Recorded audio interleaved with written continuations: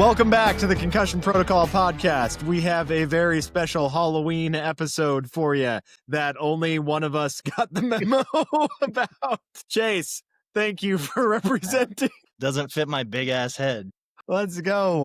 I'm not sure if you're supposed to be Sailor Moon or Popeye going through a midlife crisis. You're so uncultured. You're so uncultured, Connor. Yeah. Tell me who this is. It is Steve Harrington from Stranger Things. Oh, you were serious about it? We are totally sponsored this week by them. Just no, we're not. Anyway, I'm showing how out of touch I am. I've never seen a single episode of Stranger Things. The last season comes out. Coming up. Yeah, it comes out in November. That show's still going on? Well, yeah, there was a lot of in between time. 3 years since the last season. Okay, that's nuts. No, I've seen every episode of Psych about 9 times. Good show. But I think I'm one of the only people in the world who's seen it more. Yeah, I think there's a bit of a quality difference there, but yeah. Yeah, okay. And that Psych is a way better show than Stranger Things. The show you haven't seen. If you're the only person voting, correct. Yeah. I don't care what anybody says. Psych is the finest show on earth. Psych is a good show, and in its defense, it has like 5 movies. Yeah, I've only seen one of them. I do need to. He's not even a true fan. I'm not even a true fan. I haven't seen all he's only three seen, of the. He's only seen 20% of their movies. Wow. There are only 3 movies. He said there were 5. And James Roday is like looking real old these days, so it makes me sad to think of the movies. Because you go back to watch season 1 of that show, and he's like so young and like super fit and just ripped, and then you go to the movies and it's like, what happened to you? All of your B- list fame went straight to your head, buddy. He was making over $5,000 an episode. No, James Roday, if for some reason you're watching this, I love you more than my own life, and I would love a hug. Fangirling on air. Yeah. God. Yeah, no, I love Psych so much. It's a magnificent show. And there's a great episode in that show about football, and this is a college football podcast. So on that segue, let's get back to the subject at hand. I wanted to start off talking about something that I enjoy, because you know what I didn't enjoy? I didn't enjoy this last weekend of college football. I think there's only like one person in this show that actually enjoyed this last weekend, and even then y'all were this close to blowing it for like 3 quarters, man. That was hey, who believed in that team the most in this podcast? Who called it at halftime? You did, Chase. I did. Well, I'm a bigger BYU fan. They were down by 7 at half. I'm a bigger BYU fan. No, I'm even wearing blue now. Wait. I'm even wearing blue. Where's your blue at, Chance? Your team won. Where's your colors? They were down by 7.5. We all good. They were all down good. by We'll 14 with like 30 seconds left before the half. That was the biggest like momentum touchdown of the whole weekend right there. We'll get to that. But what did we learn? What did we learn this weekend? What did we learn today? What did we learn? learned that good things can't happen to good people, no matter what. Not to jinx Alabama or Texas. We learned by that saying no they're matter going to what, lose something. No matter the hole, no matter the lack of skill, no matter the crazy hostile environment, no matter how big of a lead you have at any point in the game, there are some teams that just will find a way, and the refs will do it most of the time, but then there's some teams that just manage to blow it, and you can have a team that in the third quarter allows 13 total offensive yards. And then in the fourth quarter, they allow 113 offensive yards. And you wonder, what is happening in this season? I mean, there is no color left in the evening sky. There is no taste left in the most delicious pizza pie. I saw a bird hatch from an egg, and I felt nothing. Not a stir. You know what the problem is? You know what Connor did? He was jumping up and down. Me too. We were jumping up and down in joy. We were thinking that the evil empire was destroyed. And you know what we did? We did the Fortnite L dance right in front of Darth Vader. Yeah, that didn't go well. I warned you guys. I said, wait. Wait. And Connor had the audacity to pump it up so much that I put the game on just to get disappointed again. Thanks a lot. Thanks a lot. Yeah. I will be sending my therapy bills straight to you. Yeah, I don't blame you, honestly. It was a rough weekend for anybody outside of the city of Provo, Utah, and the state of Indiana. Like, it was rough. And yeah, I mean, ASU's season is definitely over. LSU's season, there's a decent shot that LSU and ASU play each other in the Las Vegas Bowl. In the Pop-Tarts Bowl? Yeah, something like that. That'd be kind of cool. Yeah, the winner. I hear the winner gets the other team's coach. No,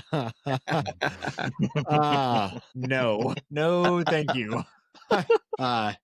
Have you guys seen the memes of Brian Kelly going to different teams and his accent changing? Yeah, the UCLA one that you sent. Yeah, that was pretty good. I've seen some other ones. There's like a Rutgers one. Yes, Jersey. And there's like a Wisconsin one. That one's pretty good. Yeah, dude. I think we'd get canceled and banned from YouTube if I did my impression of a Tempe, Arizona accent. I'm gonna leave that one alone, dude. Yeah. I don't know. We'll get into it. How about we'll recap just so I can get it off my chest. We'll recap that one and talk a little bit about the coaching situation. I'll go first, and then Chase, I'll hand it over to you because we're in pretty similar boats right now. The difference though is that yeah, and I already made a couple people mad in the comments over the weekend, but no, Houston had no business winning that game. None whatsoever. I refuse to accept that Houston should feel any form of good about themselves. Y'all should be ashamed. Y'all should be vacating that win, and you know what you did. I don't know how much Texas Tech paid those refs to let Houston win, but that was a travesty of a game, horrifying officiating from start to finish. Don't tell me that guy was offsides. Don't tell me that wasn't a fumble. Don't tell me that half of those were pass interference calls. Those were the softest passes. Roughing the kicker? Let's roll the tape over and over and over again, and I defy you to tell me that those were legitimate calls. That being said, yeah, Sam Levitt just kind of tripped over his own 2 feet, and also, not even that. You want to talk about a fumble that was definitely not a fumble? I've never seen someone's arm go so far forward as was on that. Yeah, it was a weird, dumb thing to happen, but that was as incomplete of a pass as it gets. Houston fans were lighting up the comments, acting like they're going to go anywhere. No. You're going to get destroyed if you do make it to the conference championship. If somehow you do make it through the rest of your schedule unscathed, which is extremely unlikely because the tight end is the only good player on that entire team, then yeah, I said it. Yeah, and I mean it. I mean every single word of it. So you're going to be annihilated by anybody who's still in the top 20. And I'm going to be here to watch every bit of it. Yes, ASU season is done. There's always next year. I don't think Dillingham is going anywhere. But Houston fans, y'all should be ashamed of yourselves for celebrating that win. That was disgusting, and you didn't deserve it. Chase, you're up. Luckily for Houston, they don't play anyone in the top 20. Right. So that's what first thing I was going to say. They're golden there. Second, I think Connor has a little bit of leftover sauce from the ending of last season, and just the fact that it's both Texas teams, it just double layer on that. Just how great it was. Like almost the same exact score too. How great it is to be an Arizona State fan. You I only got a couple quick things to say. I'll let Chance go off after that. But there was definitely some bogus officiating in that game. I knew Connor was gonna go off. Me and Chance were texting about it before he even got back, and there was definitely a lot of questionable calls. I think it was horribly officiated. However, at the same time, ASU doesn't deserve to be in the playoffs by any means. I truly don't understand how this team is the same team in a week-by-week basis. Like, it doesn't make any sense because most of it is the defense. Like, for the Utah loss, right, you can argue that, Sam Levitt wasn't there, so that's why we got destroyed, right? But then Sam Levitt was here this week, and our defense still played terrible, and our offense didn't play very good. But then last week, we did great against Texas Tech. Following the week where we got blown out by Utah, like, there's no consistency with this team right now. It just doesn't make any sense. It goes from getting blown out to basically dominating the top team in the conference, even though it was a backup quarterback. And then getting dominated by a Houston team. While they're good, they're not top tier. So I don't know. ASU doesn't deserve it this year. It's definitely a disappointing way for them to go, but tough one. Yeah, I mean, I agree with Chase. I don't know who this ASU team is. I mean, at this point, they're going to be Kingslayers, but Kingslayers to who? They've already played everybody. So, I mean, just it's you're looking forward to a decent bowl game, trying to build on success, get people healthy. Connor, Houston should absolutely be celebrating. They beat a top 25 team on the road. Their team got plucked last year. Chase can to that. Some of their players went to LSU. And yet they rebounded, and they're putting up a solid team. They have more than just a tight end, although that guy is awesome. ASU's problem is two things. One, if your quarterback can run the football at all, they don't know what to do with it. Look at Dampier. They didn't know what to do with him. And certainly the same case with Houston, Wegman. I always forget how to pronounce his name. Wegman, yes. I mean, he was running all over him too. Every time, just up the gut, he could do that. So ASU has some holes in their game plan. ASU needs to get healthy. On the flip side, ASU has failed to beat a team that isn't severely banged up as well. I'm talking about Texas Tech, right? I mean, if you got the real Texas Tech, would it be the same? I don't know. They're a good team. They've got a future to build on. It's not this year. For Houston, I didn't think it was going to be this year, but as we mentioned, Chase, who do they play? They play nobody, right? I mean, they can easily find themselves in the conference championship game because, well, let's read their schedule. West Virginia, one of the worst teams in the league. UCF on the road, shouldn't be bad. TCU at home, probably the hardest game, but it's a home game. And then at Baylor, which Baylor, we don't know who Baylor is. So they can certainly lose some games, but I mean, it wouldn't be a stretch to say, hey, that's at the end of the season, the top 25 team. So absolutely, they should be happy about themselves. They played well. Did they get help from officials? Yes. Maybe, Connor, this is the first game I will actually give you that. The first one. The other ones, you definitely stretch. This one, some bad calls against ASU, and ASU could have won the game, but they didn't. Houston did, and they won on the road at ASU. Nobody does that. Texas Tech couldn't do that. So kudos to you guys. Good job. They were 4-8 last season, so they definitely have something to be proud of this year. Oh yeah. Okay. I Oh. will move back to my bubble of salt over here while we let's go up the roller coaster before we go even deeper into the depths of despair. Chance, is there nothing that your Cougars can't do? I have been holding back to protect my Cougars, and I'll tell you what, if they win against Texas Tech, I'm going to be a delusional fan. I will be unhinged. I will let it all go. I'm going to reserve it one more time. I got to see it happen against Tech. But for the Cougar fans, because a lot of you guys like to watch these segments, apparently, I'll talk about you this week. Man, it feels so good. And you know what? There's a lot of people very skeptical still of BYU. I get it. Maybe the Utes have gotten into your head that we're the luckiest team in the country. But I mean, each week they keep convincing me that it's not luck, that there's a lot of things that go into it. You look at even specific plays where you think, how could that guy run into the ball on the kick return? Chase, you said it. You've never seen that happen before. He stepped on the ball. Yeah, well, apparently, Kelly Papinga, he is the special teams coordinator. He specifically looked at tape and he saw that they block way too long and they're oblivious. And so he taught his guys, block them into the football, and guess what? You get a fumble out of it.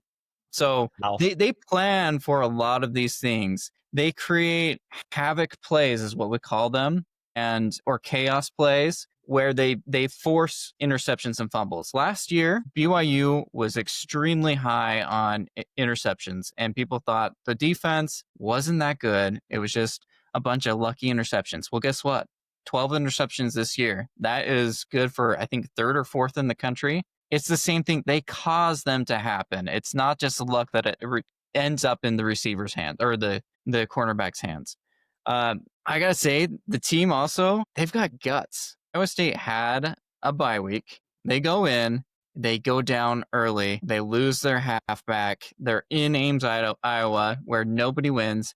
I mean, for me, I got a little nervous. I was like, oh my gosh. It's a trap game. It's Kansas all over again. What is going on? But no, I think this year, this team is a little bit different from last year. And last year's team was a really good team. But there's a couple things that make a difference. One is you don't have a QB that when you get into the red zone throws a fade pick every freaking time. I was getting so sick of that last year. Instead, you have a freshman quarterback who will do a QB draw. He'll take 2 or 3 defenders, one literally dragging on his feet for 5 yards into the end zone. I mean, I've seen it multiple weeks in a row now. They're very efficient in the red zone on both sides of the ball, which is a huge turnover when it comes to points, which is causing them to win. And it's their play style. They do it. So kudos to them. They are banged up, though, which does not bode well for the Tech game. LJ Martin, they're still pretty mum on him. He's a top 10 running back in the country right now. So if he can't play versus Tech, that's going to be a big absence. Some of their players are still playing like they're hurt. Some of their star players, Jack Kelly, Isaiah Glasker, they need to heal up. They didn't look as explosive. Iowa State, they weren't able to run up the middle, but they sure were able to run outside those edges. And BYU needs to figure out how to set the edges. Is it Carson Hansen? Is that his name? Yeah. The running back? Yeah, Carson Hansen. He found a bunch of room on the edges because they were not setting it. And normally that would be your Isaiah Glasker, your Jack Kelly, your Satawala that gets that edge. But again, they're not as explosive right now. Hopefully they get back. Also, the defensive line needs to learn how to set those edges for them. So they do have vulnerability coming up.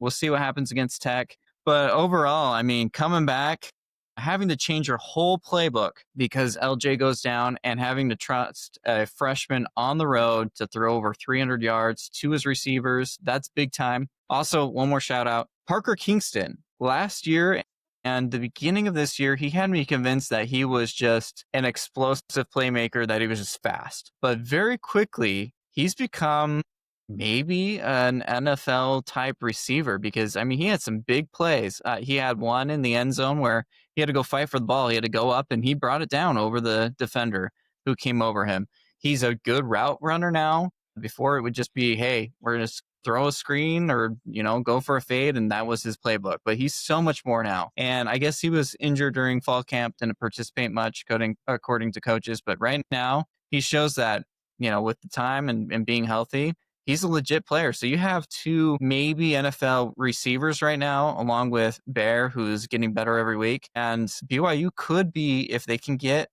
a healthy backfield with Sione Moa and LJ Martin back, they could be a force on offense. And if the defense, again, doesn't get injured, they'll keep creating turnovers as well. This BYU squad, we've been saying it it feels like we've been saying it every single week for like the last 5 weeks. They are more fun to watch every single week. They are noticeably improving, especially at the quarterback position. That's a tragic loss of LJ Martin. And so that'll be definitely the big thing to see if they can overcome those. That was a huge win. And thankfully there is a bye week. So hopefully some of those more minor injuries can be healed up a little bit. And yeah, I love watching that team play, and it's easy to root for him, as obviously I don't have as much invested, but that was a great analysis. I agree with everything you said about him. All right, Chase, since we had some good news, why don't you tell us about what's on your mind, buddy? What are you talking about? This is great news. I was waiting to see. Is it great news or is it terrible news? What kind of news? Great news. Brian Kelly's gone. Ding he dong. can go torture some other fan base with his shitty accent and his shitty coaching ability. It's awesome, dude. I mean, it sucks that it had to come at the expense of letting A&M dog walk us in our own stadium for the first time ever. That's fun. Also to see all of the videos of them celebrating in our stadium, that's great. Don't worry, it'll come back around. A&M fans, don't act like you guys have a long history of excellence, so you'll regret that later. Trust me. But good on you. You guys dominated. You look great. I don't know why we couldn't put up more of a fight than Arkansas, but it just seems to me that everyone just didn't believe in Brian Kelly and gave up on the game entirely. Because honestly, the first half, like we were a little bit in control. We had the 2 interceptions that really helped. It was looking good, but it was the same story as last year. we were in control that whole first half last year too. And then their quarterback comes on the field and just keeps running up the gut on us.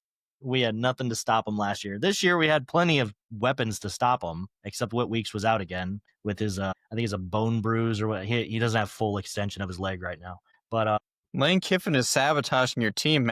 Landry Kiffin is sabotaging our team.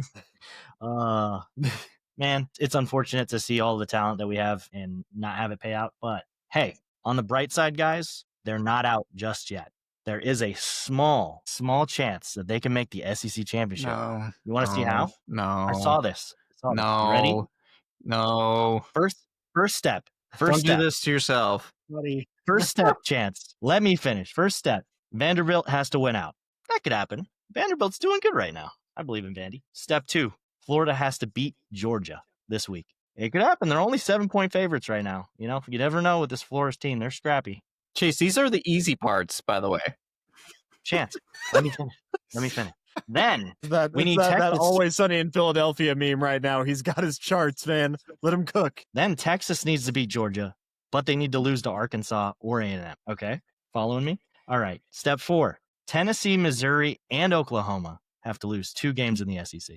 All right? And then step 5, A&M and Alabama, their entire depth chart and organization have to develop this new disease called extra early onset dementia and just completely forget about the rest of their games and not show up. Then this is actually the easiest part. We just have to convince Ole Miss that our record is better because they're bad at math. So we just have to convince them that more losses is a good thing. You're going to tell me that you're going to have the Louisiana public education system debate the Mississippi public education system? There's a better chance than most of our stuff this year. That's something I'd pay tickets for. And then if we get all of that, guys, we get the honor of losing to Vanderbilt twice in a single season in the SEC championship. Chase, you're forgetting. Don't lose faith. Don't lose faith. Don't lose faith. You're forgetting the hardest part. You're forgetting the hardest part of all of that is that LSU has to win. No, not if everyone has dementia. Well, okay. Yeah, I guess that's true. All right. So you're saying there's a chance. We're spinning the wheel tonight. Do you want to go ahead and preemptively spin your wheel? Huh? For no, LSU? man, it could happen. It could happen. I think we all know that Nuss isn't making it, but I guess technically you gave yourself an out. But they would have to win. All of those things would have to happen, and LSU would somehow have to be a 3-loss team in the playoff and then go on to win the national championship after firing their coach 2/3 of the way through the season. We got this. Wow. We ain't spinning no wheel yet. Hey, it's going to be another wheel spin for another episode, Connor. It's all right. All right. We got this. Well, yeah. Man, I picked LSU to win this game. And I'll tell you what, the first half proved exactly what I said was going to happen. And I said, Marcel Reed has been taking care of the football, but LSU was going to cause turnovers and they were going to capitalize off of it. The offense was going to look better and they were going to win a game. And they were up in the first half, and it was exactly because of that. And then Texas A&M just said, hey, wait, LSU apparently isn't that good of a team, and we are. And they just dominated them, dog-walked them. It was, a little bit embarrassing. I'm so sorry, Chase, but that was really embarrassing at LSU in Death Valley. They basically went in there and they marked their territory and their fans tried to as well. Maybe they might pay the price for that later on, but this season, man, that was so impressive. And for me, it's kind of selling me on it. Top 3 team, why not? But they've got the most sacks in the nation, and they certainly showed that again this game. Controlled the ball. Marcel Reed, a lot of people have him as the Heisman favorite. I'm not convinced yet, but he's playing darn good football. They need more kudos than we probably are giving them.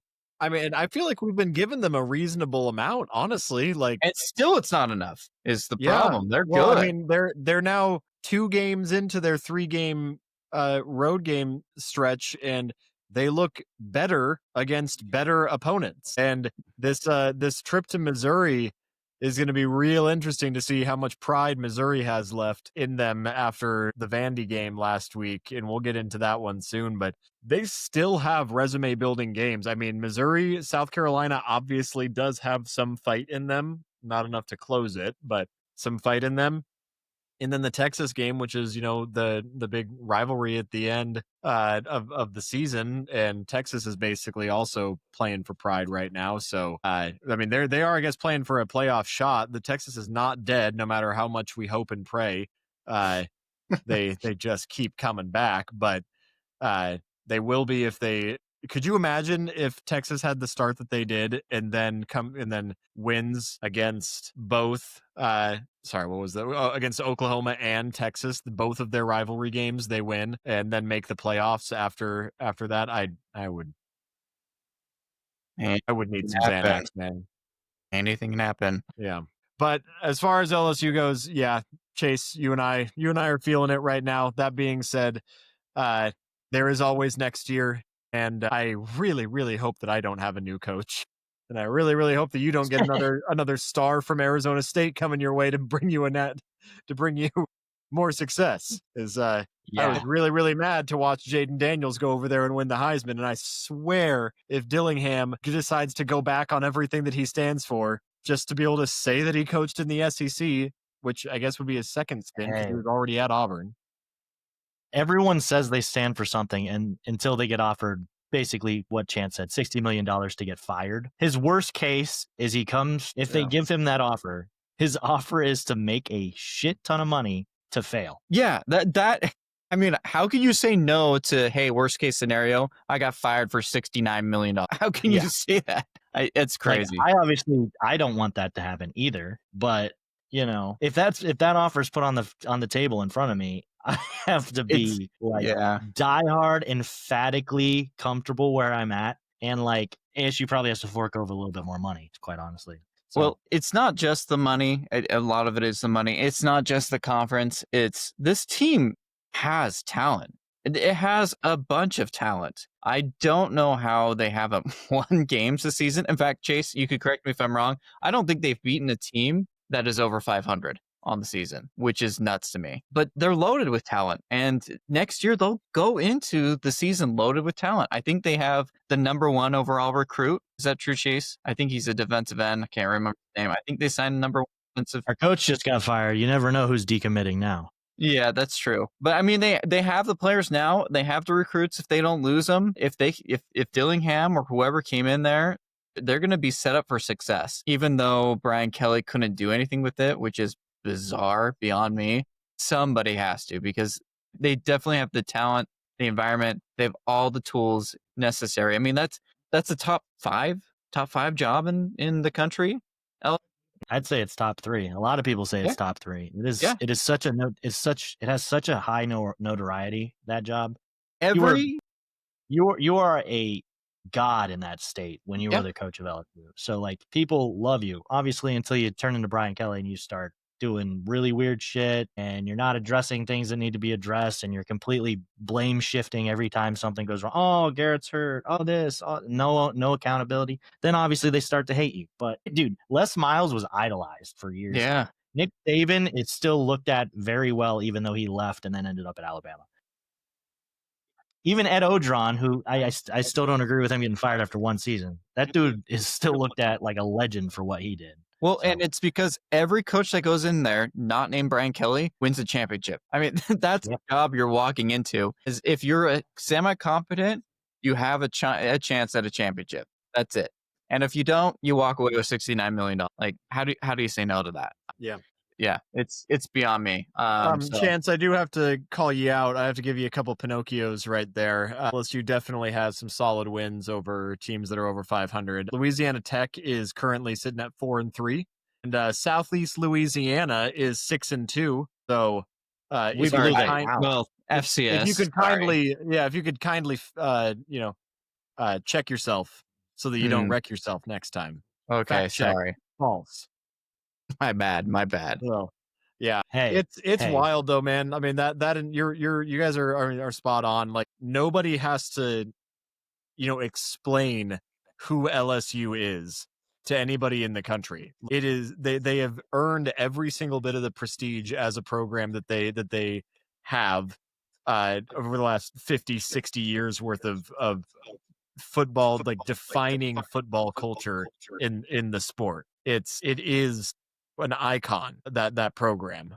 of the sport. It is a definition, as risky as it is to say, a seminal program in the sport. And yeah, it's nuts. And so I hope that you get someone really good. I really hope it's not Kenny Dillingham. Personally, my money's on that it's not. I think Dillingham actually does genuinely want to be the guy at Arizona State, and I think that it's still way too early in his tenure to give up on that dream. That being said, there are a lot of people who have morals and values until until you offer him $70 million to lose. So we'll see. It's not like it's immoral to go to LSU, though. No, I'm saying, but like the way that he talks about being from the Valley, being like having maroon and gold in his blood.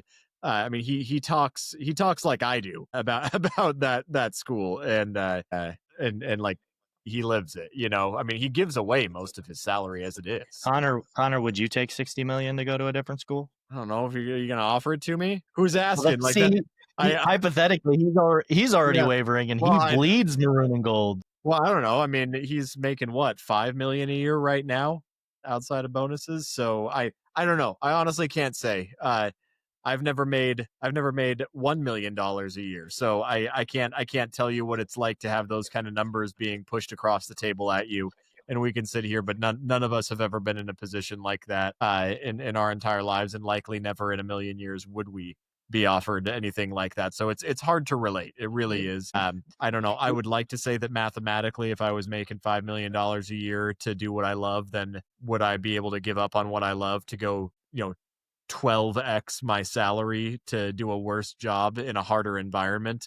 I don't know. I'd like to say yes, but I really don't know. I am leaning towards that he will stay because I am choosing to be a hopeless romantic. But ultimately, guys, we are well into this episode, and we have talked about 3 teams, and there was a lot of football going on the rest of the conference. The rest of the weekend. Let's talk about another Tiger team in that same conference. Well, actually, there's 2 games that I'm referring to. Which one do you guys want to talk about first? I want to talk about the one that has Lane Kiffin in it. The Tigers game that had Lane Kiffin involved? Hey, that might be an accurate statement next season. We can talk about the Missouri one, I guess. Okay, you want to talk about Missouri? Okay, that was like one of the most entertaining games of the weekend, and I felt like I couldn't enjoy it because I had Alabama on in the other screen, and I kept wanting to be so into that game. Are you guys sold on Vanderbilt yet? I still don't completely know what to make of them. I would feel a lot better if they had beaten Alabama, but this is a heck of a football team. I don't know if they're going to contend for the SEC title if they get that rematch. I don't know how it will go against Alabama, but I'm telling you guys, I like watching Diego Pavia play, and Vandy is a good football team. They are. I'm not taking anything away from Missouri. I said last week that this was that it was making me really sad that those 2 teams had to play each other and that one of those teams had to lose, because I think those are 2 very good football teams. I like both of those programs. I like both of where they're going. If one of them had beaten Alabama, then the whole outlook of college football would be a lot more tolerable right now.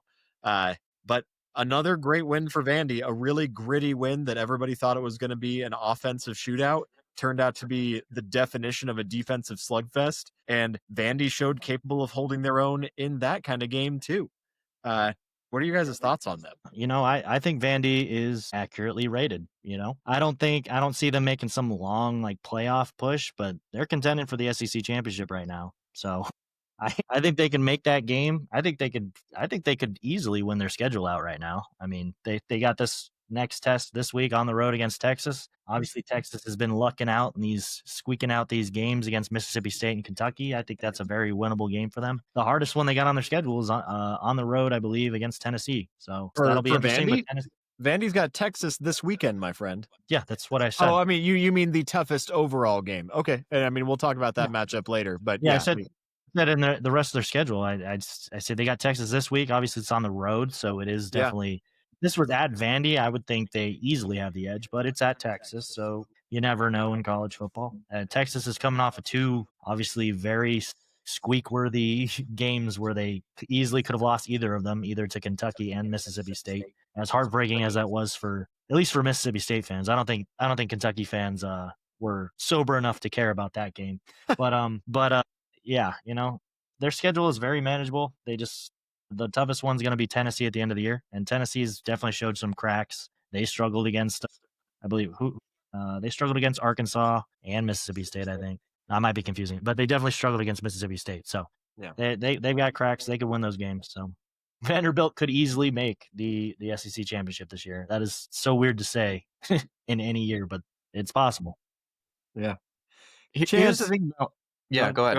Oh no, I thought we were moving on. I didn't know if you had anything else to add about. Oh, well, that I was going to say about. Here's the thing about Vanderbilt is when you aren't the superior team, you can still win the game, and it's won by relying on being a complete team. Right, you fulfill your assignments. You play together. You play with pride. You're not playing to get stats or to make yourself look good. Right, you're buying into the team. And I think the difference with this Vanderbilt team is last year they played Kingslayer. Right, they won a couple of those games. They got some of that experience. Right, this year's team they're bought in. They play together. They play hard. They do the things necessary to win a football game, and they have talent. They've got Diego Pavia. They've got Stowers at tight end. They've got a bunch of playmakers, and they play together. And they play the game to win in the right moments. If you look at Diego Pavia's stats, he certainly thinks he should get the Heisman. If you look at the stats, they're not that great, to be honest. I mean, he's run for a lot of yards, but the difference is he's not slinging it just to sling it.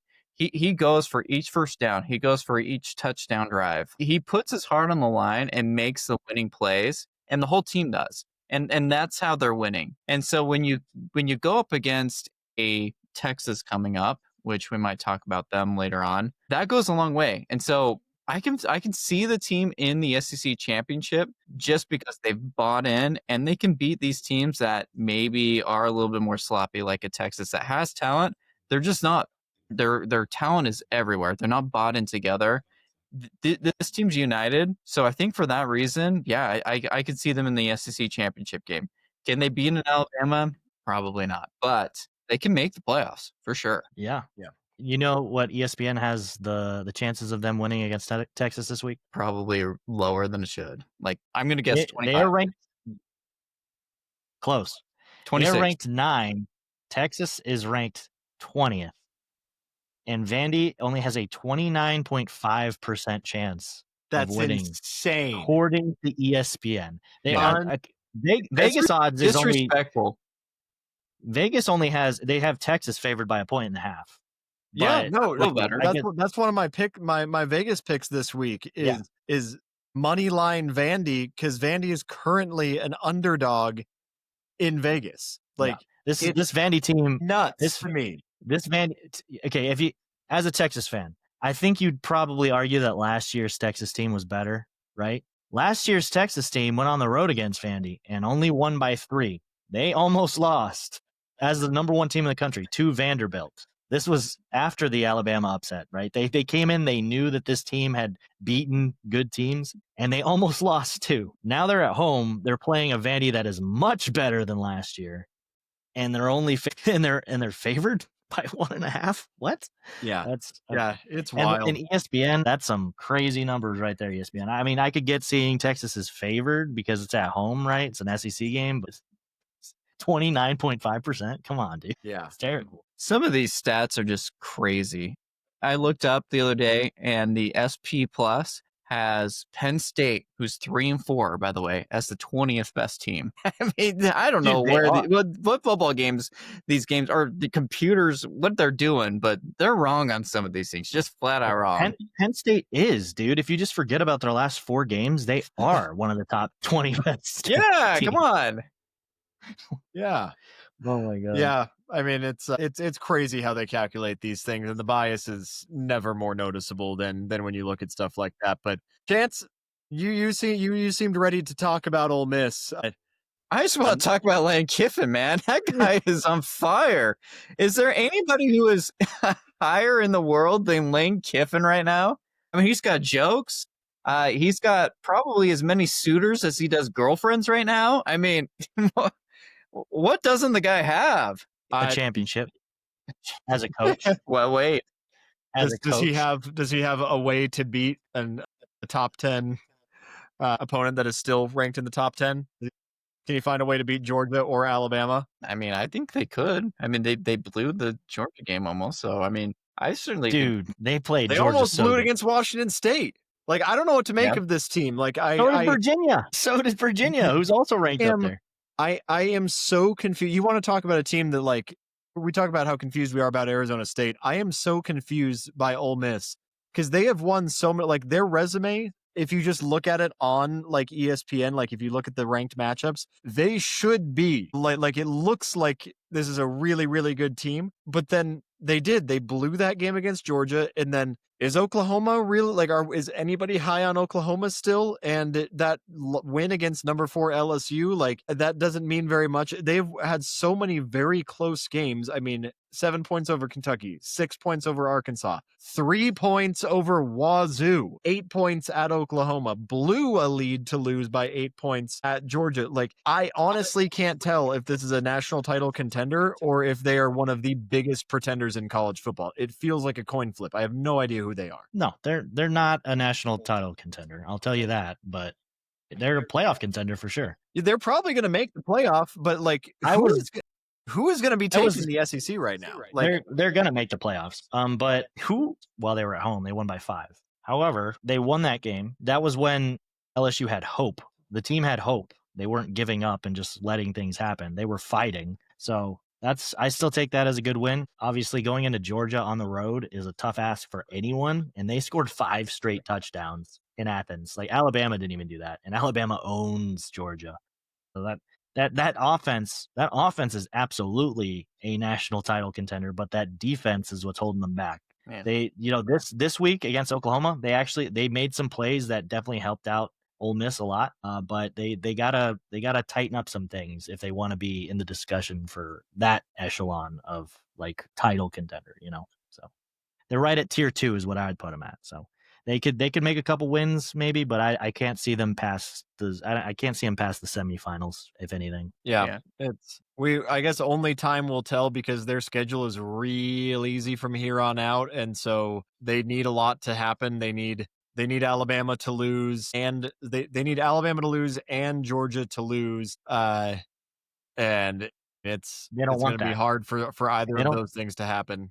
Connor, we talked about this last week. If they don't make the championship game, they're almost happy that they didn't. Yeah, I mean it's a solid 11-1. I mean they're 8 points away from 12-0 with that loss being a road loss against another the likely second place in the conference, another playoff team. Like, it is a solid resume. I'm just like, they might go in there and they might get blown out in the first round. But I mean, I guess that's the nature of the 12-team playoff is we just don't know. So I don't think that they can get blown out necessarily in the first round. I can certainly see them losing. No. They're going to compete. I just don't know if, like, when it comes down to, hey, you're playing Ohio State or Indiana or Texas A&M, if you're actually going to win those games. I could see Indiana like licking their chops looking at Ole Miss. Those are the teams that will probably have buys, though. Yeah. Like, most of the teams you just named will probably be the teams with buys. Hunter just said blown out in the first game. So they're not going no to. way. No, they'll probably end up against either a G5 school or a struggling, possibly a struggling Big 12 team going in there, or a struggling ACC team going in there, and they might destroy them and get through the first, maybe even 2 games. If they get scheduled like Penn State got last season, they're absolutely going to the semifinals. Yeah. You kidding me? So, big news. We're moving on to a different conference just for a little bit. Indiana still looking great. I forget what was that. Who did they even play this week? They just walked right through another team, didn't they? Yeah, UCLA. Yeah, UCLA. Like, I mean, who one could argue that they were starting to heat up, and Indiana was like, no, you guys get right back in your place. Are we calling Mendoza for the Heisman yet? Why? But he's up there. Have you seen flaws in their game or his game? I mean, outside. I put him at top 5. Yeah, to be honest, I still have Ty Simpson pretty high up there, even if I gotta say that guy, Ty Simpson, man. I mean, I can't stand the Tide.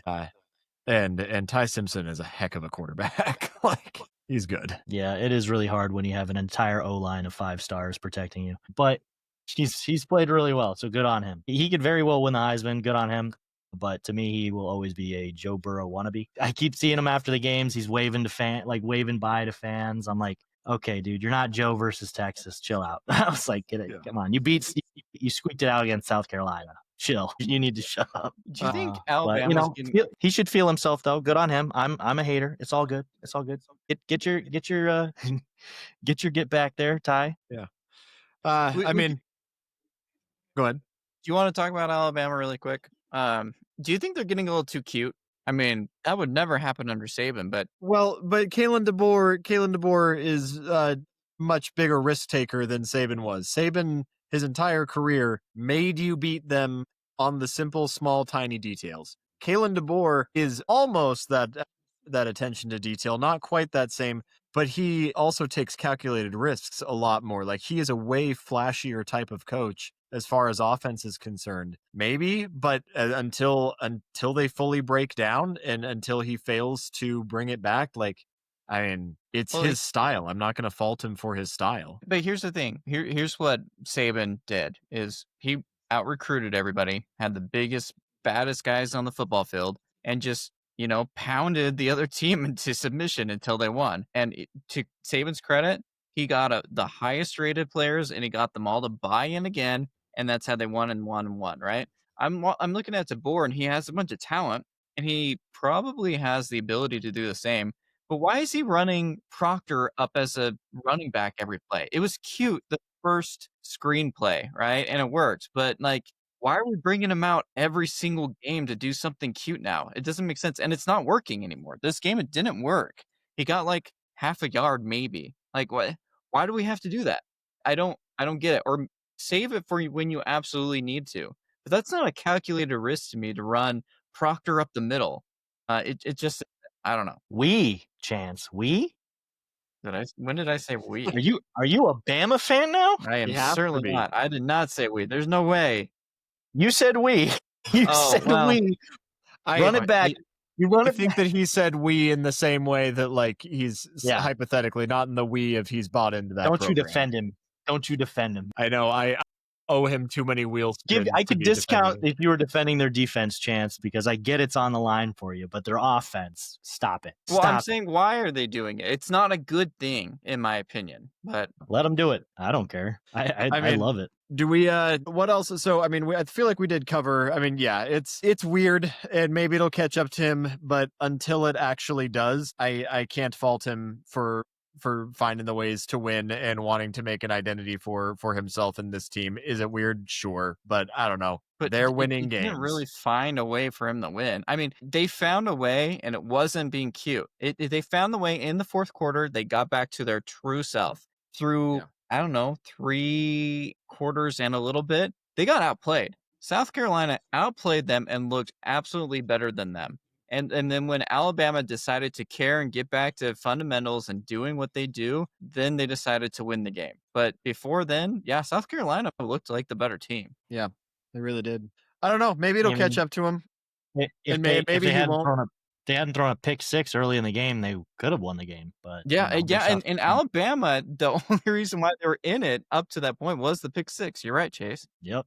And it was a bobbled throw, so it's not all on Sellers, but yeah, it wasn't a great throw. Obviously wasn't a good catch, and pick 6. Good job. So yeah. Thanks for bringing it up.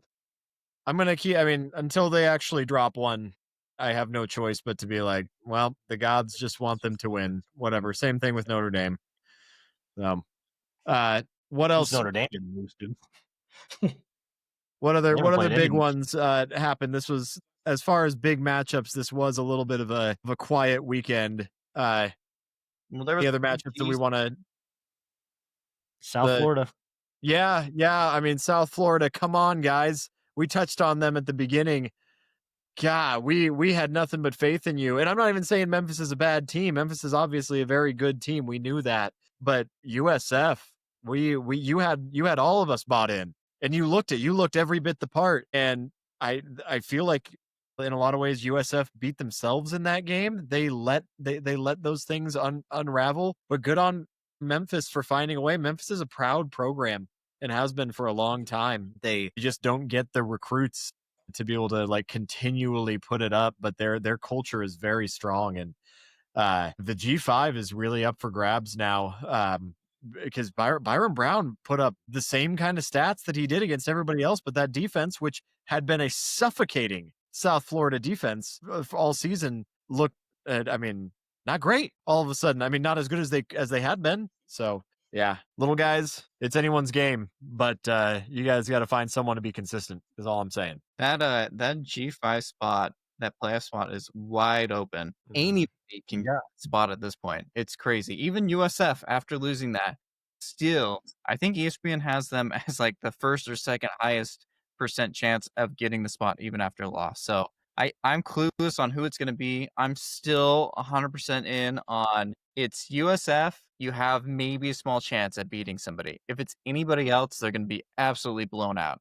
And everybody else is going to want to position themselves to be that spot to play the G5 because it's not like number 5. Yeah, no, USF showed some cracks out this week. I mean, Byron played really well. He only had 1 touchdown, at least through the air. He did have a pick. I think it really just came down to that last drive. You know, I think they had they obviously gave up that touchdown drive right before that, but they came down the field. They were poised to score, tie it up, go to overtime, and they go for the jugular and try to take a throw down the field, right? And the guy gets a holding call, kicks him right out of kicking range, and then Gramatica doesn't nail it like he did before. So you can't take a hold right there, man. If you're going to take a shot, you need to get rid of that ball right away, and your offensive line needs to be that was the saddest thing I've ever seen when they called that holding call. I was like, you're kidding. You're going to lose like that? Because I think if they went to overtime, I think they would have taken it, but you know, Memphis played their game. They got healthy this week. They weren't as healthy the week before when they lost to UAB. So good on Memphis, man. They're in control. They got to play Tulane now. So if they win that, they're obviously going to the American Conference Championship. If they lose it though, they might get screwed. So, but good on Memphis. Good job, USF. Yeah. Come on, man, do better. Yeah. All right. Yeah. Honestly, it was an outside of the big games, uncharacteristically quiet week, but that was week 8. Why don't we wrap it up with what the future is going to look like? This is Chance's stock picks of the week. All right, guys. Okay. Well, week 10, was it week 9 or week 10? Anyway, didn't have a lot of movement, especially top 10. Nobody lost, but we did see a lot of stocks moving up and down. To start out, stock up. Freshman QBs. The future of college football is here. We have some stars already showing up as freshmen. I'm going to name a couple. Malik Washington of Maryland has been playing great. Saga Putaleli, I keep talking about him. He's been, even though a couple bad weeks, he's been playing pretty well. Bachmeyer. Bryce Underwood. Who saw that coming? Oh, man. Who saw that coming? Calling him out. Bryce Underwood, last week was an absolute dud, but he's been kind of improving. And then the one I really want to call out right now, Brew Mustamaker, who I've called out before. Guys, this UNT. Guy, UNT, 0-star QB. He currently is the second most passing yards in the nation. Last week, do you know what he put up last week? Over 600 yards. 6 yards. It's incredible. I understand it was against Charlotte. I don't really care who you did it against. Yeah. No, that's impressive. The only bad news for these, well, not even for the freshmen, but maybe for the teams, is half these players won't be able to, these teams won't be able to retain their players. I mean, one of these guys, what? They're going to get poached. Oh, sure. Yeah. One of these guys is going to end up as Miami's QB next season. Putting money on that. But for now, I mean, freshman QBs looking good. Stock down, coach firings. Man, another one bites the dust. And to be honest, I'm stock up. Well, I'll tell you why stock down in a second. I am shocked that some of these other coaches have not been fired yet. Luke Fickell, how do you have a job still? Hugh Freeze, I mean, some of these guys are just barely surviving, but they're next. The buyout money.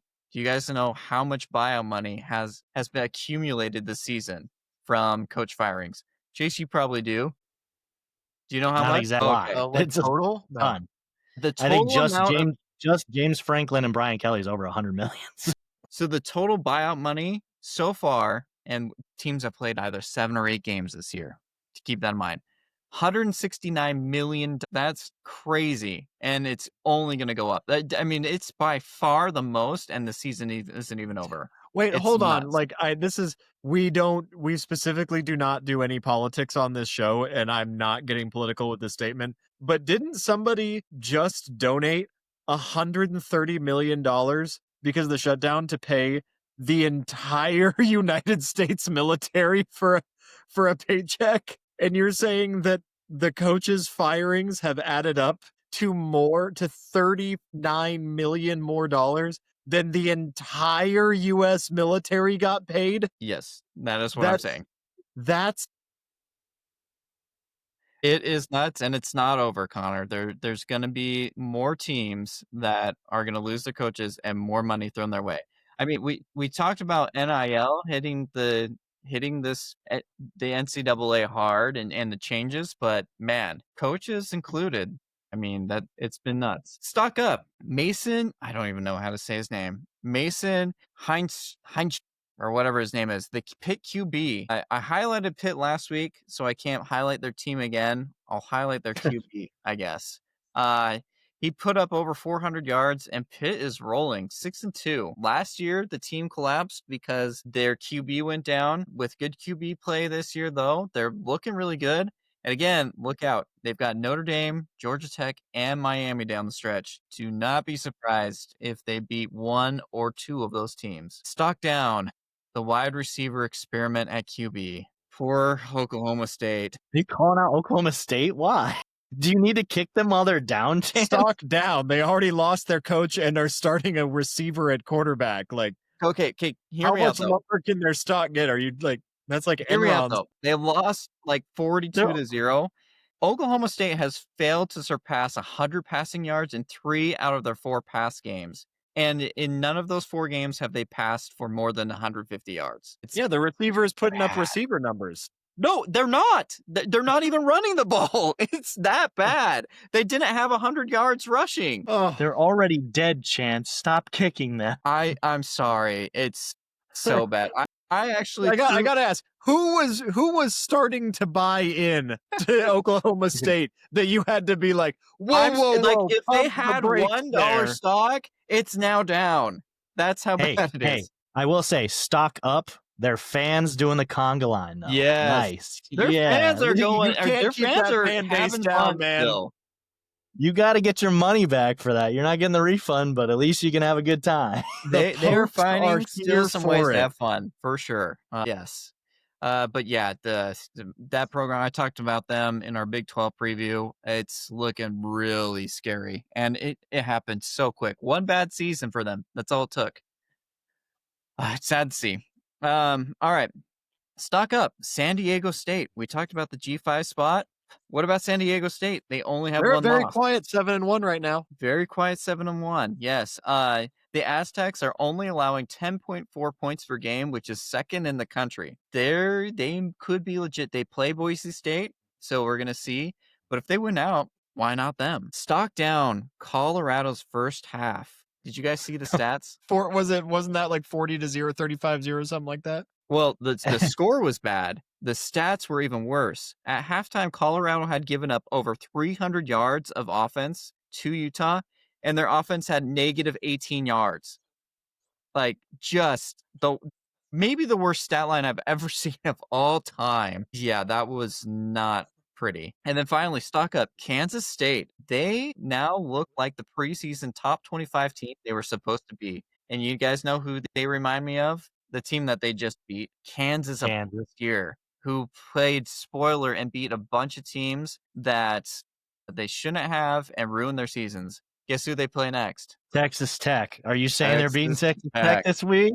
I'm not saying that. I'm just saying Texas Tech should not sleepwalk through that game. Hey, they look a lot better. I don't know where this was at the beginning of the season. It's very weird, clue. but Completely they look so much better. They blew out TCU earlier on. Like it's so weird that this is the team that lost to Army. Yeah, I don't get it. And that is your stock market for this week. Thank you, Chance. Thank you for bringing us into the future. We're moving on to, is this week 10? I've actually lost count now. Week 10. Week 10, double digits, everybody. We made it. We're in double digits. The CFP rankings, I believe this is going to be the first one this week, right? Or after this weekend's games? After this weekend's games. Yep, November 3rd. So next week we will be operating off of the CFP rankings officially, so we can all stop hearing about the crazy AP poll and whatever, highway underpass that they all meet to collect to smoke whatever they need to smoke before they make their picks and average it out, and then throw their papers in the river and then pull them out and then try to see who was ranked where after all the ink runs. It's nuts, that AP poll. But one more week and now we can have a different poll to complain about. Chance every week, man. Sorry, princess. Ladies and gentlemen, this has been a long time coming. We have a couple of wheel spins to do. And yes, I know we've been promising it for a while. We will get the actual punishments from our previous set of wheel spins going. It's been busy. We got life going on, but we will get it done, I promise, because you all deserve to see it, to see us suffer. We have 2 wheel spins to do, because Chance Stradamus over here apparently just knows everything that will happen in the craziest scenarios of college football. So he has yet another hot take that has come to pass, as well as I have once again embarrassed myself on the national, international internet stage and have yet another cold spin to do. Technically, I don't need to do it yet, but I believed in Kansas, which is a grave mistake. I have come to find out. It was one of the worst mistakes you could ever make. As of week 3, there was a time when they were up 21-0 over Missouri. I don't know. I thought I was a genius at that point. That was exactly what I predicted out of this team. But then something happened after that 3rd touchdown that they scored, and ever since then, they've looked atrocious and pitiful and every bit of the Kansas of old. And I now have to eat it. We are changing up the way that we're doing the wheel. We are still sticking with the theme of hot and cold, but we have combined the greatest hits of the 2 wheels just because we want to get some more representation in there. Frankly, we just wanted to pick the ones that we felt would most embarrass and or hurt us. So the wheel is going to be filled with both cold and hot punishments this time. So who knows what we're going to spin? I'm going to go first because I got this solo one, and then Chase is joining me for the other one. Chance, what was the hot take that you had again? Utah beating Arizona State? Yeah, it wasn't that much of a hot take, but you guys apparently thought it was. not. Apparently Chance, not. I know. You guys challenged me. You didn't have to. Because nobody had done one in 4 weeks. And you wouldn't commit to the undefeated one. Lucky for you. Well, yeah, it wasn't that crazy. All right. Well, let's go. I'll spin it first. You guys also didn't think Utah was that good. I just thought ASU was better. At least their defense. All right. Can you guys see the screen? We can see the screen. I can't, but go for it. We ready for having the audacity to pick the Kansas Jayhawks to make it to the Big 12 title game? Rock, chalk, spin it off. All right. Oh, this is that the baby food? No, this one. Okay, one of the OG cold punishments. I actually think my wife came up with this one. Icebox lunch. I have to spend a lunchtime working my way through a lunch that is going to be prepared for me and then put in a Tupperware, flooded with water, and then put in the refrigerator. So for example, if they choose that I need to eat a hot dog, then they're going to make a hot dog with a bun and the ketchup on it, put it in a Tupperware full of water, and then freeze it in the freezer. And then I have to sit at the table and eat the entire thing until the hot dog is completely finished. So Great. it's like I thought about it. It was how many licks can you get to the center of a Tootsie or whatever, the lollipop. I thought about that, but just like a frozen food. So he can lick his way to the hot dog and eat it or whatever it is. That's going to take me like an entire football game to get through. I may have to do this like watching a Kansas football game, and by the time it gets to the 3rd quarter and they're down by 35 points again, then I'll finally hit the hot dog or whatever food you guys choose for me to eat. Okay, amazing.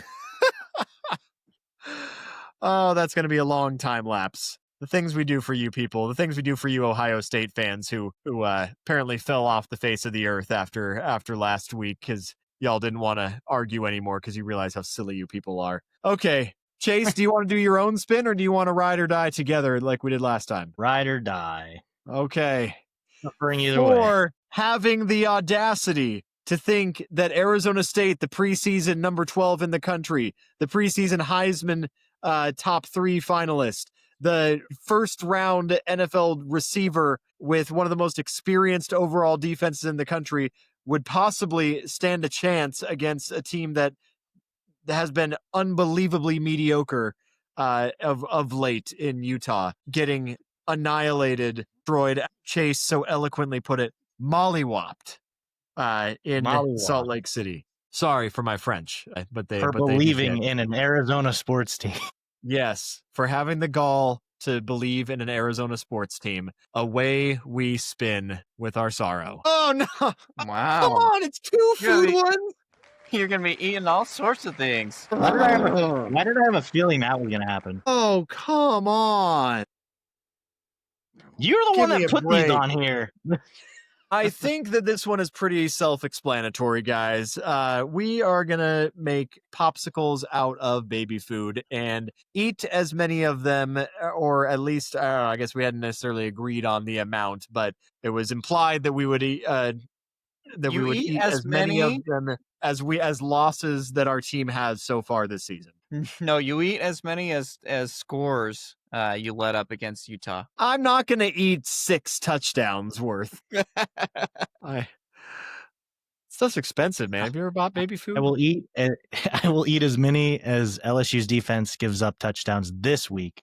Yeah. All right. Those were our wheel spins, baby food popsicles, and icebox lunch. 2 food themed. Oh hoy. Chase has officially gone off the deep end. Every circuit has been fried. We got next year, buddy.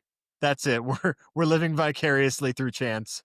We're gonna let's let him rub off some of that Arizona sports team craziness. So and no, I actually don't want that. I wouldn't wish that on my worst enemy. Let's go to Alabama and let's have some of them have some of that juju rub off on them. So all right. Couple more wheel spins in the books. We will get those out. We will get those done, and we will move on with our lives because those are going to be rough. We got waxing. We've got the Yell Squad. We've got 2 food challenges. Yeah, I know. Me got the Yell Squad. Me has that. Okay, moving on, everybody. We are in double digits. It is the first week this next week will be the first week of the CFP rankings. It is getting down to crunch time. We've got some teams that have some dangerous games coming up. The stakes have never been higher as they are every single week. The margin for error is thinner every single week. We have some teams that completely control their destiny, and we have some teams that really need some help. They're counting on chaos. And that's what college football is all about, with the chaos. Because of some crazy unforeseen things that have come up, I am going to be running through mine, and then I have to go attend to some urgent business. Just for the sake of clips, I'm going to say the game, and you're just going to tell me your pick. A quick little minute detail of why. And then we can just use that as a segment. So I'll just host for you. Say the thing, you say your picks, and then you can dip, and then me and Chance will do the normal segment. That's actually going to work better. Welcome to our Week 10 picks. Chase, lay it on us. Week 10 highlighted picks, Connor edition. All right, first one is an ACC matchup, Miami at SMU. I got Miami going in this one. They had a rough loss against Louisville, and I don't know what to make of them. Given what they showed the first 9 games of the season, or what was it? No, they're 7-1 right now, right? The first seven wins that they had. I'm not willing to count them out after one loss, though it was an ugly, gross loss. SMU is a very talented team, but they have lost to teams that appear to be lesser quality than Miami so far. I've got the Hurricanes in this one, though I do hope it'll be an entertaining game. Kevin Jennings is always entertaining to watch, and it will be interesting to see if Miami is just going to full on Miami this again, or if they actually are going to be finally able to recover from a loss and get back on their feet. So we'll see, but I'm picking Miami until I see otherwise. Awesome. SEC matchup, Oklahoma at Tennessee.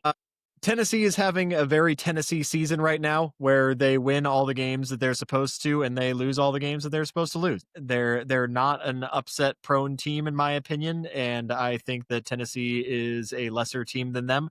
Oklahoma is a lesser team than Tennessee. I'm picking the Volunteers. I think Oklahoma is looking more vulnerable every single week, and Tennessee doesn't necessarily look vulnerable. They just look like they always do, which means that they're good, but not great. And Oklahoma appears to be on a backslide. So picking the Vols. All right. Another ACC matchup, Virginia at Cal. Cal, I like your quarterback. No. That's not my pick. Virginia is my pick. I saw you writing that down. Virginia is my pick. Cal, No. Yeah, nice try on that one. No, Virginia is absolutely my pick. Virginia is definitely a flawed team that keeps finding ways to win, but they do keep finding ways to win.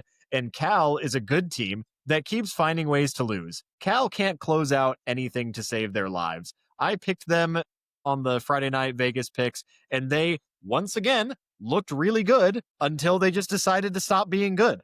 And Virginia Tech is a miserable excuse for a football team right now, and Cal just fell apart like putty in their hands, and I don't trust them as far as I can throw them.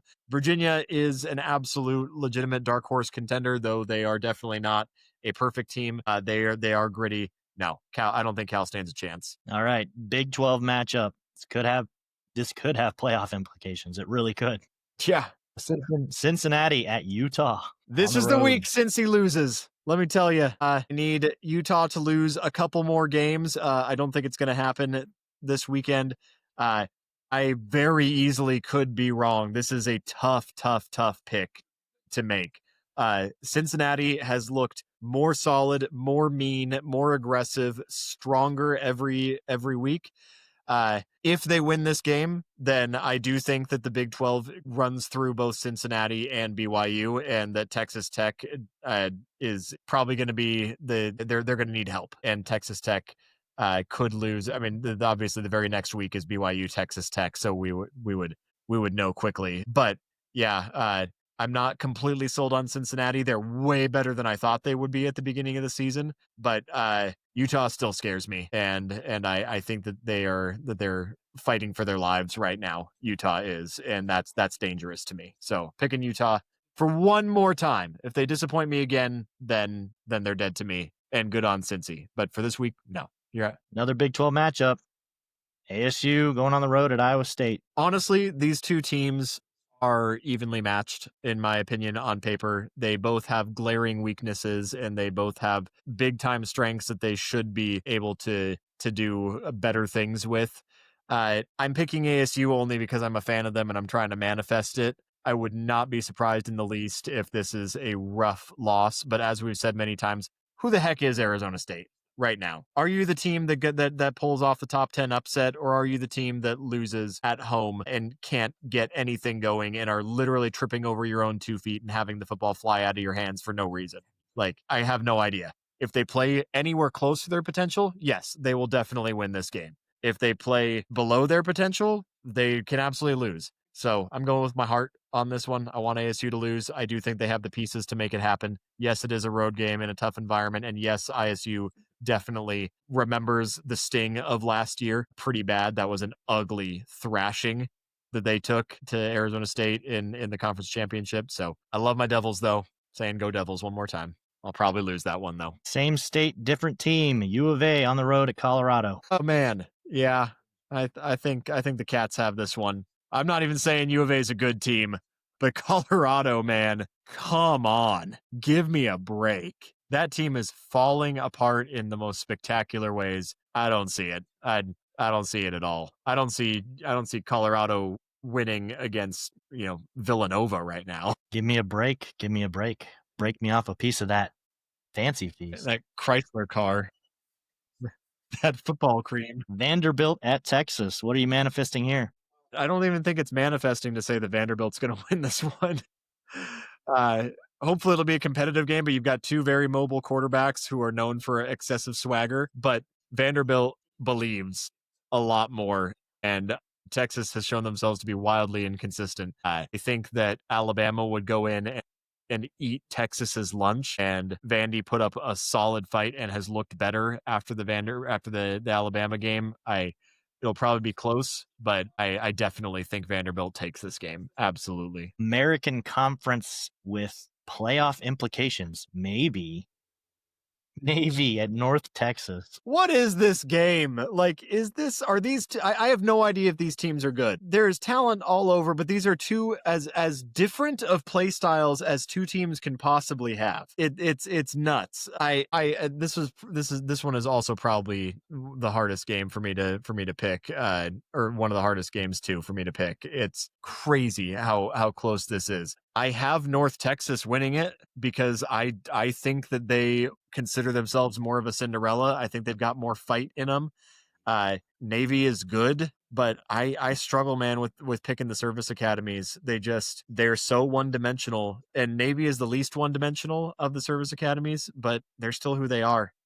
And yeah, they're having a couple of good years in a row, but they have played nobody good, and they've had a couple of close wins. I mean, I will believe it when I see it. I think that UNT thinks of themselves very highly this year, and their passing game is coming along really well. I think they're going to slice and dice it. Now Navy has a shot if they can do what the service academies do very well and slow the game down to a crawl.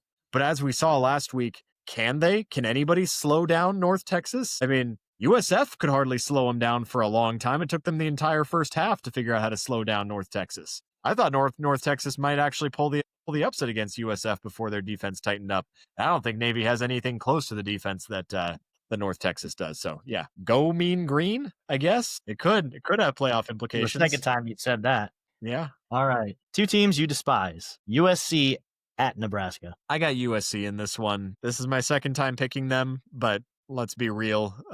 They put up a little bit of a fight against Notre Dame. I mean, it was still a comfortable win for Notre Dame, but they put up a little bit of a fight against them. I just don't believe in Nebraska. I don't believe in them. I don't trust them to do anything right with their lives, and so I think that USC is going to win this game, and it's going to be Nebraska's fault for losing it. All right, and the biggest game of the week with championship implications. Both of these teams could go to the Pac-2 championship. Wazoo at Oregon State. Wazoo, baby. Let's go Cougs. The Cougs. What an unfortunate couple years for these two programs, but they're making it happen. They're crawling back from the depths to Frankenstein a conference together for next year in the nick of time. And I think they're going to pull it off. Oregon State is a mess. They're awful. They're just plain bad as bad gets. And Wazoo, yes, they're also garbage, but they play with heart and they play with passion, and that's all that really actually matters in this game, is who actually wants to win this game. I don't think Oregon State is. I think most of their players are like, oh yeah, we're playing that game today, aren't we? We played a game last week. That's crazy. 2 weeks in a row we're playing football games. Who knew? And meanwhile, Wazoo is like, no, we're on a mission from God. Like we're gonna be relevant again if it's the last thing we do. And so yeah, Wazoo taking this one. Keep the hope alive. All right. Okay. I will see you guys. Thank you for understanding. Just as soon as you have the link, send the email, and I'll start going. I'll start editing as soon as I can. So, all right. Later, gents. Bye, Connor. Drive safe. Thanks. All right, now to put out What a product. loser. Now it can be me. Oh man. This guy. So, question, Chase, because I have no idea how I did last week. Could you bring everybody up on the standings? How we're doing? Yep. I honestly I didn't even look. I have no idea how I did last week. Well, you were the winner last week. You Really? caught up on a game. Okay. To Connor. I would have caught up on a game if not for the last couple games, unfortunately. I had a chance there, but I tied with Connor and you got a game. So you went 6-3, we went 5-4. The totals right now are I'm 45-32. Not bad. Especially because this isn't ESPN where you're taking all of the games. We're taking all the games that are like within 7 points constantly. So it's not a terrible record. Right. 45-32. For Connor, he's 49-28, so he's up 4 games on me. And then you are sitting behind him 2 games, 47-30. So Okay. All right. you're catching up. You're catching up. I think we're like after this week, we'll be 3/4 of the way through the season. Yeah, we're getting to the end there. Crunch time. All right. Let's see. All right, we started. Let's do our edition now. Week 10 highlighted picks, the without Connor edition. The without off of feelings and vibes. Yeah, feelings, actual vibes, eye facts. test, leadership, just flipping a coin and saying things and then being like, I told you this was going to happen, even though I didn't even watch this game or this team all season. He did give a little bit this time. I mean, it wasn't totally off of vibes this time, so I'll give him that. Yeah, now that there is 10 weeks if you include week 0 of proof that he has watched at least one game of each team, he can say something now. He's beating us both, so Yeah, it's hard to talk smack. he'll choke. Don't worry. All right. I'll still probably be in last, but he'll choke. We got this. All right. Miami at SMU. Chance. All right. Well, this is actually a pretty interesting game for me. I'm a little disappointed that SMU lost last week. Yeah. That one caught me a little bit by surprise because SMU, besides losing 2 games to the Big 12, has looked pretty good. And I actually had them as a dark horse, maybe reaching to ACC after a bad start. SMU has some really glaring weaknesses and strengths. SMU is top 10 in sacks this season. They've posted up 25. The problem is Miami's offensive line. They're good at one thing, which they're good at multiple things. It's their offensive line. They're good. So that one's going to be a battle. I don't think SMU is going to put up too many sacks. I think the line for Miami is going to win that one. Now, here's another thing that SMU is good at. And SMU, I'm going to put up these things. They're not good at defense. They're pretty bad, but they're good at sacking. And they're also good at intercepting the ball. They're 4th in the country in interceptions. And Carson Beck, he started off strong, but he's kind of regressed to what Carson Beck was last year, and that's throwing a bunch of picks. So I can see SMU. Maybe they don't get to Carson Beck, or maybe they nearly get to him, but they force him into a bunch of picks, and that might make the game interesting. But here's the thing about SMU too. They're second to last in giving up passing yards a game. Not very good. And he might throw some picks, but he's going to light up SMU. Miami's defense is solid. I think it's going to be closer than we think just because of some mistakes, but I think Miami has just enough and they'll pull this one away. Yep, we're in agreement there. I think Miami might blow them out, to be honest. Earlier I thought SMU could steal this game. I definitely thought they were a trap game. This was probably the biggest trap game on their schedule until I saw them lose to Louisville, and I was like, oh, okay, interesting. Obviously, Miami has some cracks they need to fill. The biggest crack is how many interceptions is Carson Beck going to throw? So I think it's really just, is Miami going to beat themselves? So I don't think that SMU's defense is going to put enough pressure on Beck to beat himself like that. So I think Louisville's defense was much better. And I can't see, I was wrong about them at first anyway, but I can't see them tripping up here again against these lowly ACC teams. So I think they're going to cruise until they get and start playing a real team. Once they play a real team, then they'll probably start fumbling a bit. It won't happen until the playoffs. Yeah, but we'll see what happens with how the ACC ends up and if they make their championship game or if not. But I have them winning pretty much every game they have left. So Oklahoma at Tennessee. This is I believe this is one of the few ranked matchups left. Both of these are in the top 20, I believe. Oklahoma duped us both. They did put up a fight against Ole Miss this last week. They actually had a chance to win there, but I just think on the road against Tennessee is a hard ask for them. I think Tennessee's definitely got some cracks to fill themselves. They struggled to put away teams that really they should have been destroying, but I think that unless Mateer returns to what we thought he was going to be, like a Baker Mayfield type guy who's going to make plays and get marquee wins, I just don't think Oklahoma has the juice to beat Tennessee. Granted, they might force a turnover. Granted, Oklahoma's defense doesn't force a lot of turnovers. They're more of a stout, forcing the teams to punt or settle for 3. But Aguilar does throw picks. That is one thing about him is he makes the game really interesting, but he also makes mistakes. So I guess if Oklahoma can move away from that form and force a couple turnovers, then they might be in it. But otherwise, I'm taking Tennessee. You know, we got a lot of same talking points when it comes to these two teams. One thing you didn't say, the unstoppable force is going to meet the very movable force. And when I say that, I mean Oklahoma in 2 years in the SEC, they have not scored more than 27 points in a conference game. It's just been terrible. Meanwhile, Boomer! been up at least 31 points in every SEC game this season. One of those has to give this game. I don't know which one it is, but this is such a hard one for me because I'm so up and down on this Oklahoma team. They played much better than I thought, just like you said last week against Ole Miss. They showed some resilience, and like you said, it's Mateer. Is he good? Is he bad? Is he one-handed? Does he have two hands now? I don't know.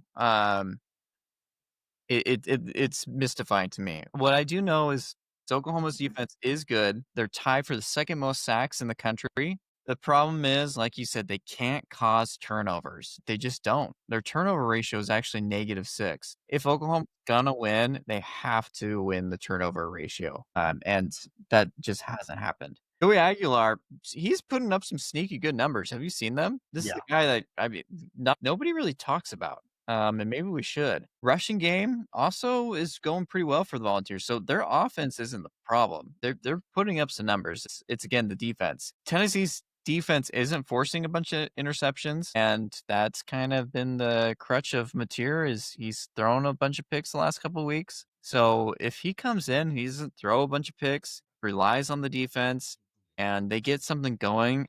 I don't know. I don't know why I'm going to do this, but I'm going to have Oklahoma actually go into Tennessee and beat them. Okay. I respect it. I'm going to regret that one. You might, or you might praise yourself for having the gall to say it. Maybe.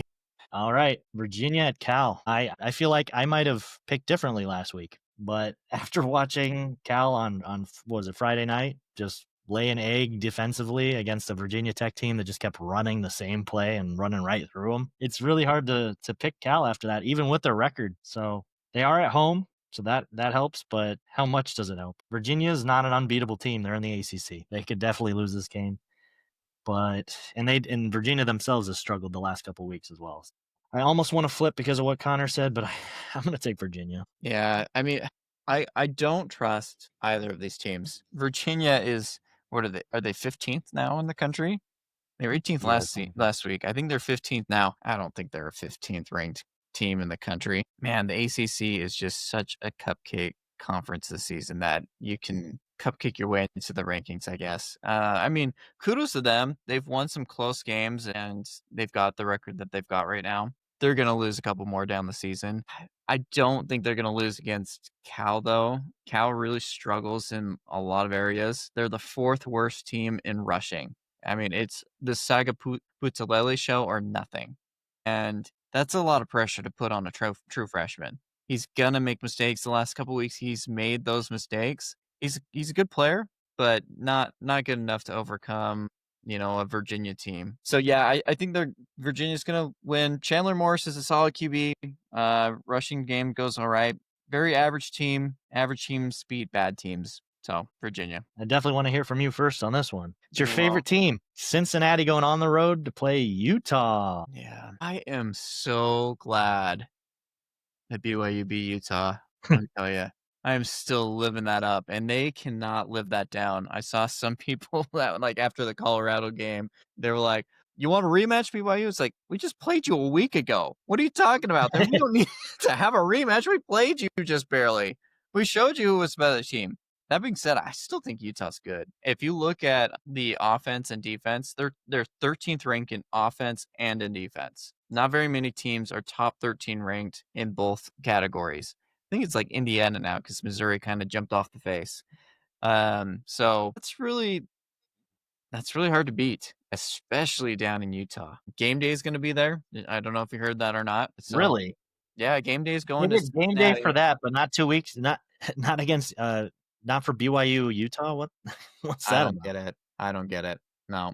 And then I saw a bunch of Utah fans saying, "See, we do run the Big 12 conference because game day comes to us, and Fox News Sports wants to watch us." You have Kind of 2 things like. losses already. You have 2 losses in the conference. What are you How about your talking about? product on the field? I don't care if game day goes to you. Although that is kind of cool, game day going there. I do like Cincinnati. Some people would say that they've kind of gotten lucky, and I don't think that's the case. They have some dudes. Dante Corleone, defensive tackle. What he does doesn't show up on the stats. I think he's got like maybe 20 tackles on the season. What he does is he makes sure you cannot run up the middle of the defense, and people don't try it because they know he's going to clog it up. So he's great. Joe Royer, their tight end, great safety net. So they played solid football. They don't turn it over. Brandon Scoresby only has 1 interception this whole year. Bearcats only have 3 fumbles. So I mean they beat you by just like playing very clean. The problem is the other side of the ball, Utah plays very clean as well. And maybe not as clean, but they play very clean, and they're a very physical team. And they're just going to bully Cincinnati. Unfortunately, unless Utah turns over the ball a million times, which they don't need to, they can just run it up Cincinnati's defense, then they're going to control the game. And I think Utah actually wins by a couple touchdowns. Okay. Always playing devil's advocate for that Utah team, man. I can't lie and just say that they're crap, because they're not. They're a really good football team. Not better than BYU, though. Yep. Utah has been playing clean for the most part. It's their press conference and following the game shenanigans that's not so clean, clearly. All right. I've watched Cincinnati a few times this year now, and they look really good. They definitely deserve the rank they are, and they could surprise me here. But the problem is they're on the road. I haven't seen them do anything on the road against a good team yet, so it's really hard to say that they're going to go into Utah and pull it out, because I thought ASU could go on the road and pull it out. Granted, I didn't think Jeff Sims was going to be the quarterback that week, but I don't think it mattered. I think talent wise, if ASU can't go in there and at least put up a fight, I don't think Cincinnati's going to go in there and win. At least they could keep it close. They might even pull out the upset. If this was in Cincinnati, I think I'd pick Cincinnati, but I'm picking Utah here. All right, the game that is either going to be just another game or it's going to absolutely just crush Connor's soul.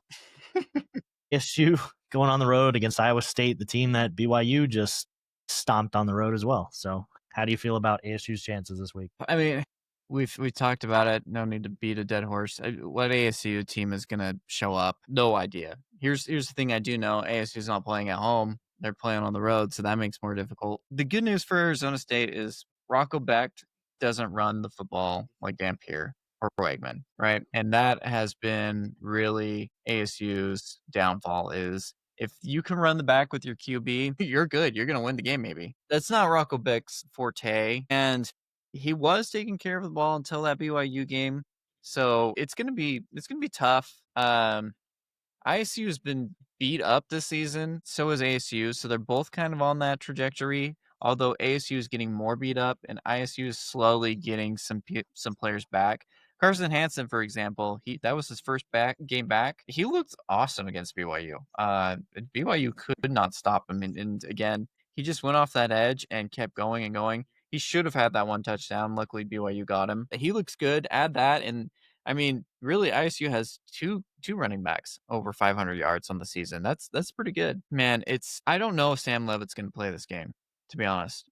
I tried to look it up today, and there's nothing on him, which is classic ASU. Why can't we hear anything on if he's going to play or not? Same with Jordan Tyson. I haven't heard anything. Is he playing? Is he not? Because I don't know if those guys are playing, and even if they are, like Levitt can't. Did you see the guy limp off the field? He could barely limp off the field. He's not going to be able to run, and that's a huge part of Sam Levitt's game. He's gotten better as a passer, but he still relies on his feet, and the dude just can't. He can't keep going like this. So I'm going to pick ISU just because I don't know who's actually going to play in that game for ASU. Yeah, you kind of nailed on the head there, dude. Which ASU team's going to show up? I don't know. I don't even know what personnel they're going to be running because they keep it a secret. I looked up Jordan Tyson as well. Still nothing. I looked up Sam Levitt. Nothing on him. He came out of the game like 4 times last game, dude. Yeah. So it's really hard to think that after, basically their shot.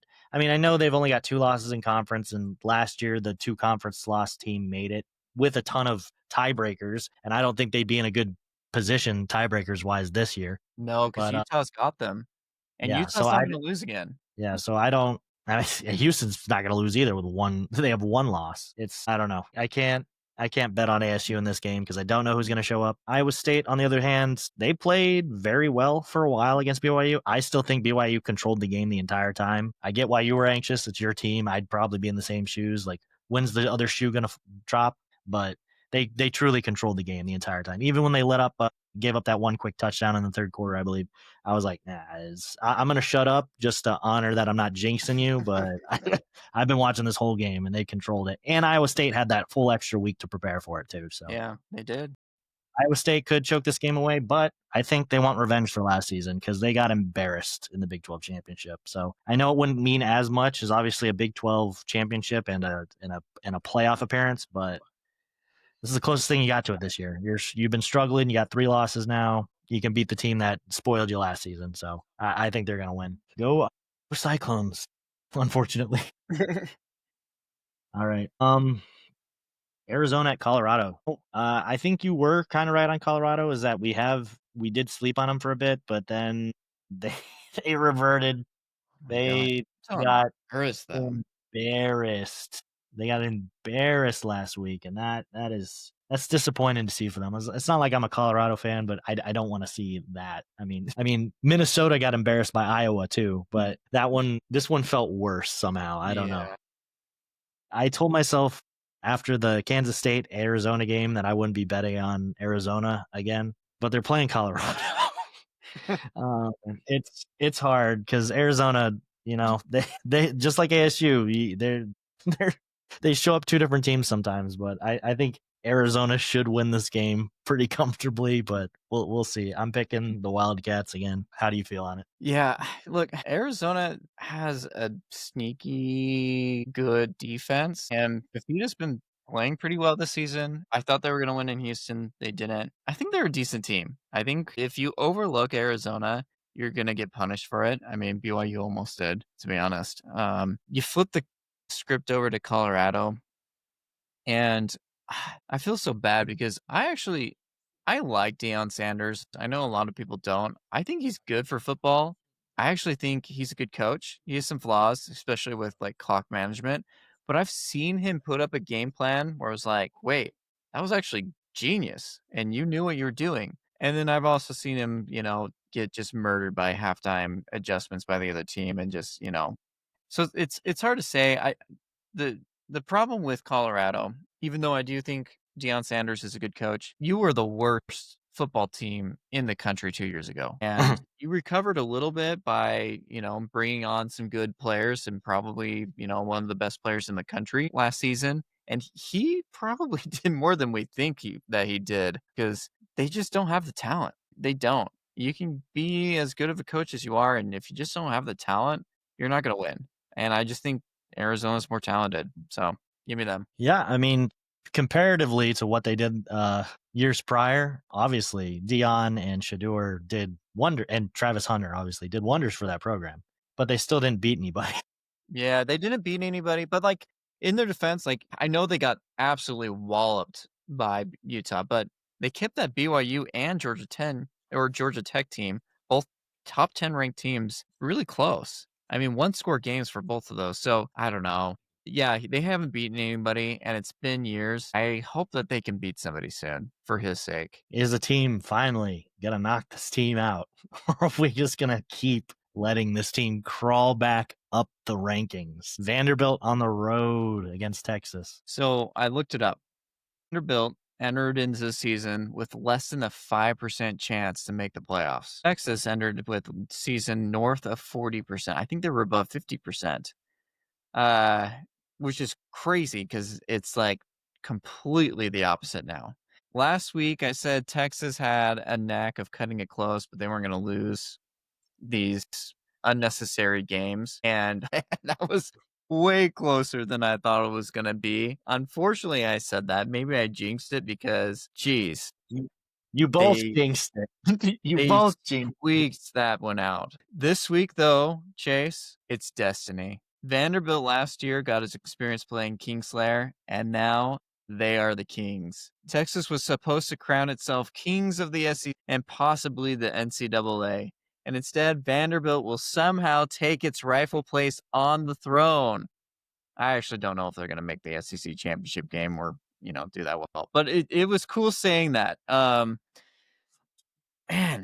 I think I already said it. Vanderbilt, they don't make the flashy plays, but they grit and they grind and they're consistent. Diego Pavia just makes the safe plays, or he makes the gutsy plays to get the first down, stick by stick, till he gets a touchdown or points. He ensures that the team is in control, and then he uses his safety net, Eli Towers, a lot. On the other side, Arch Manning, he's in the concussion protocol, by the way. We don't even know if he's going to play this game. Yep. He could or couldn't.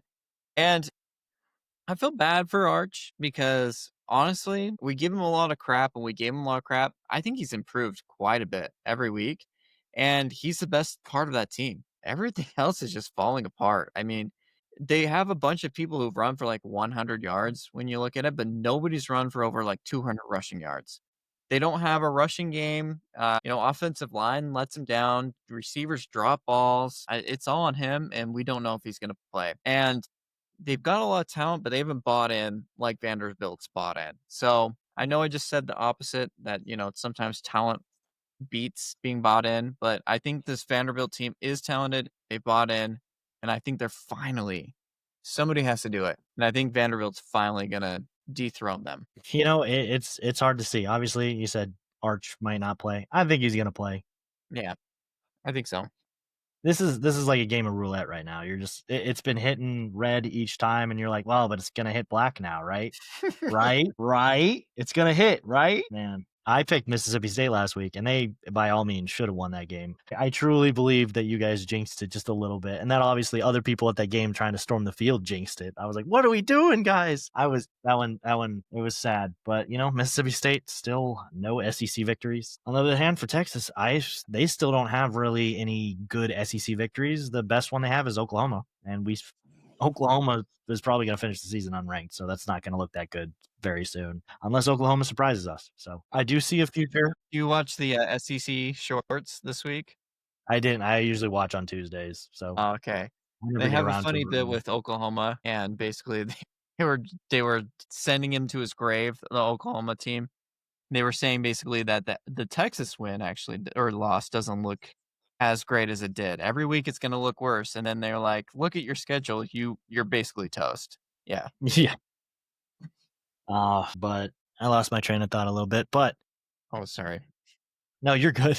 You're good. Where was I? You're saying the only good win was Oklahoma, which doesn't look good. Yeah. So obviously they're not kings of the SEC. I don't think they're that special, but I do see a future where they magically limp into playoff discussion by playing their mediocre conference games and winning this game. This is a real game. I'd give them that. If they won this game, it's real. If they win against Texas A&M, who they've always had their number 2, very possible it's at home. I could see them. Those would be their 2 best wins of their SEC tenure, by the way. Last season, they had nothing. I could see it happening. Chase, so let's say they beat Vanderbilt somehow, and they beat Texas A&M, and they lose to Georgia. Does the committee let Texas in? They're Texas. They might, because they would have a loss against number 1 Ohio State. They'd have a loss against probably number 4 or 5 Georgia, and then they'd have what would be considered a fluke loss on the road against Florida. They might.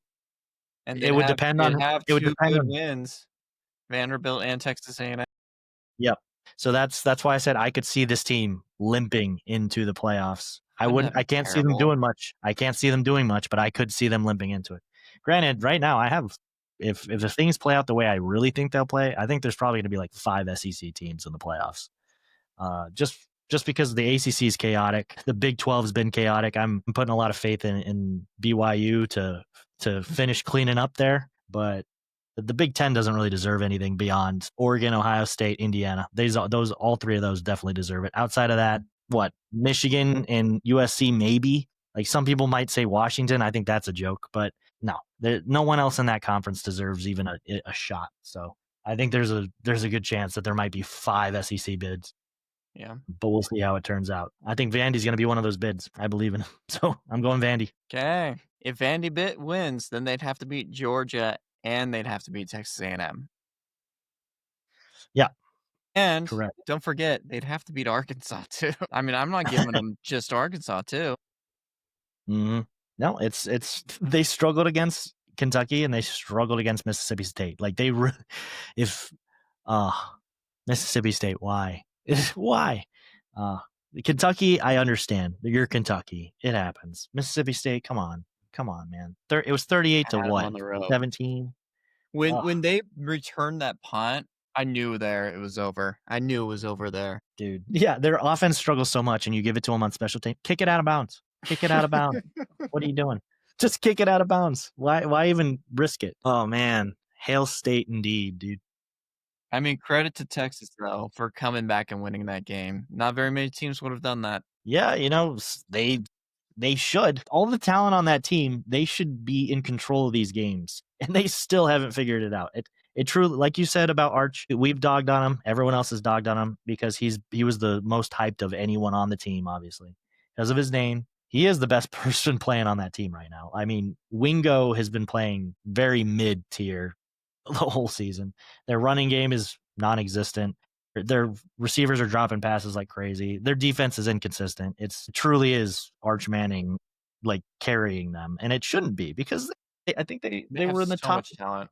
Weren't they like the top 3 of recruiting last year? Yeah. It doesn't make any sense. They should be. They got killing talent it in the portal too.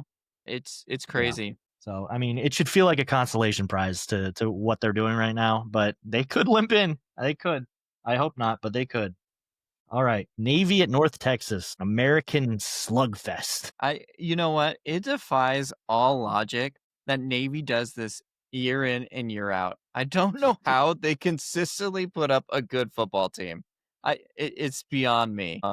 I mean, credit to the coaches, this one and the one before, for doing all that they do. And, this year, unfortunately, I think it's chalked up to beating a bunch of bad teams and barely beating them at that. The schedule is going to be much tougher, and I think they're going to lose a lot of games. This one's interesting, though. Connor kind of pointed out very different styles. And it's going to be strength versus weaknesses. Navy gives up over 250 yards per game in the passing game. And North Texas, we just talked about him. The kid just had 600 yards last game, the QB. So that doesn't bode well for them. Here's the thing, though. Mean Green, they're not good at the running game. I think their rushing defense is like second to worst, or one of the worst teams. They give up a ton of yards per games.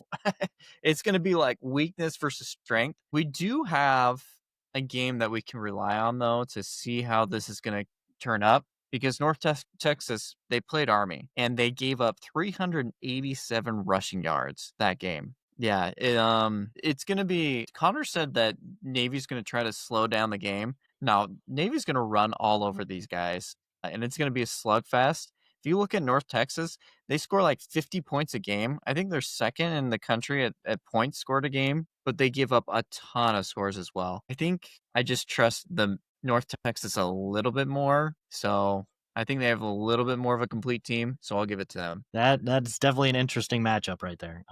To think that one team might be throwing 10 touchdowns and the other team might run for 8. Yes, it's pretty crazy. Very possible. Yeah. North Texas's offense is crazy to watch. They kept up with USF that whole first half. The problem at the end of it was they had 7 turnovers. 7 turnovers, and USF has a good defense. They have a Power 5 defense, like genuinely.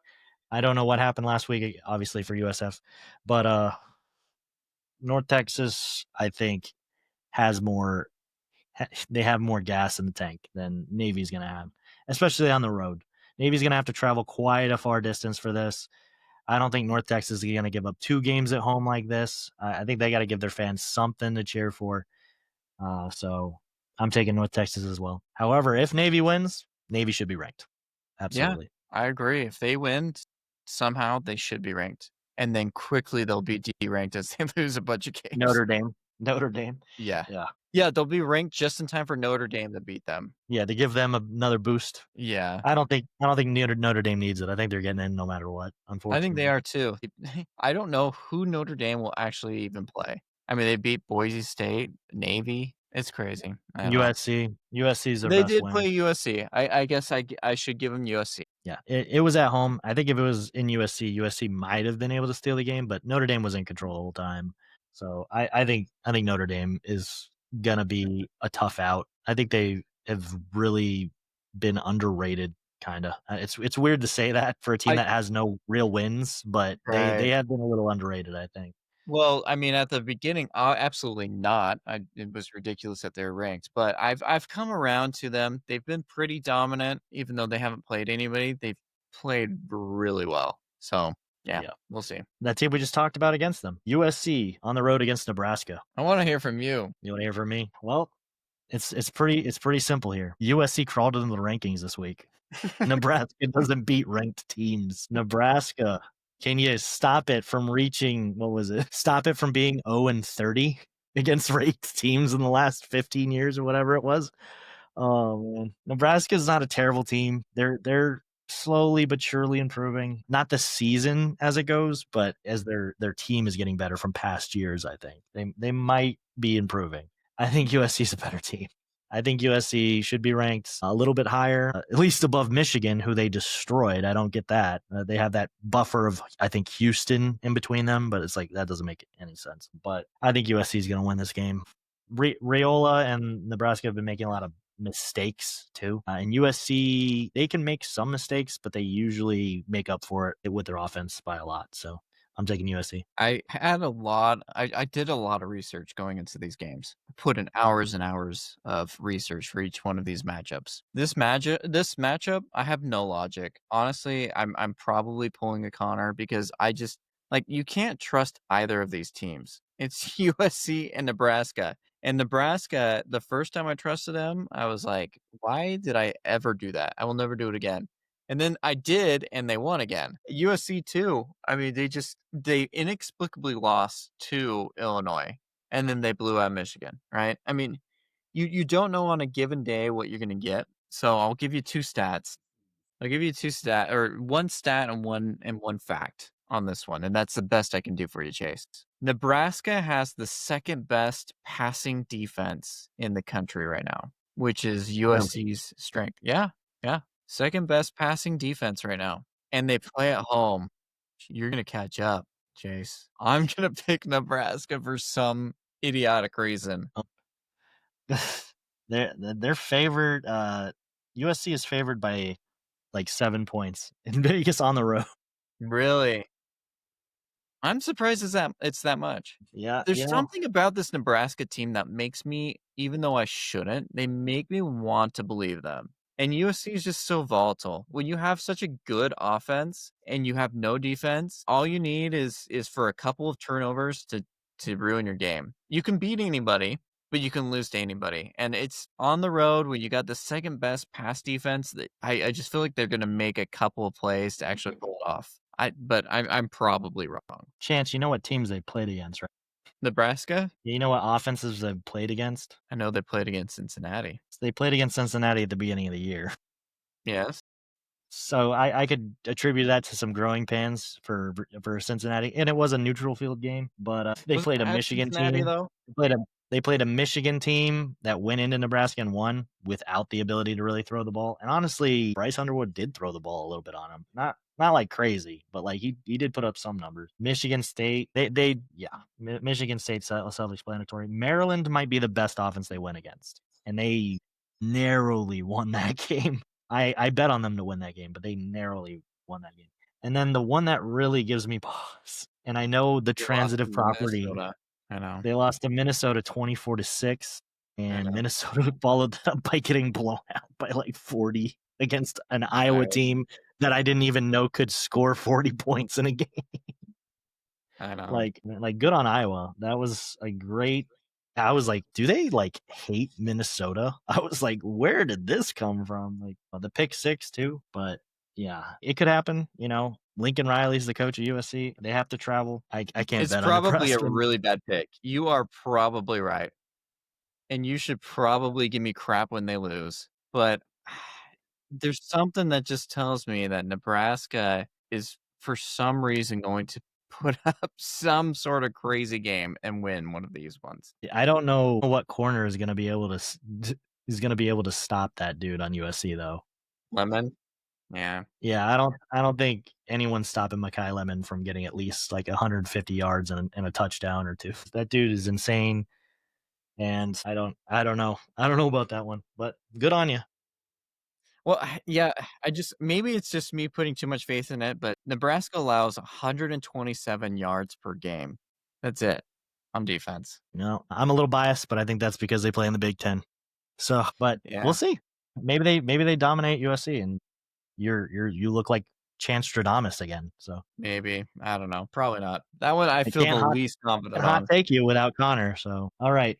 And now the slugfest, the game we've all been waiting for all year. Washington State versus Oregon State. Man, should we give a round of applause to Oregon State for winning a game? I mean, Good job. Good job. Man, and you know what? They could possibly win a second one against Sam Houston.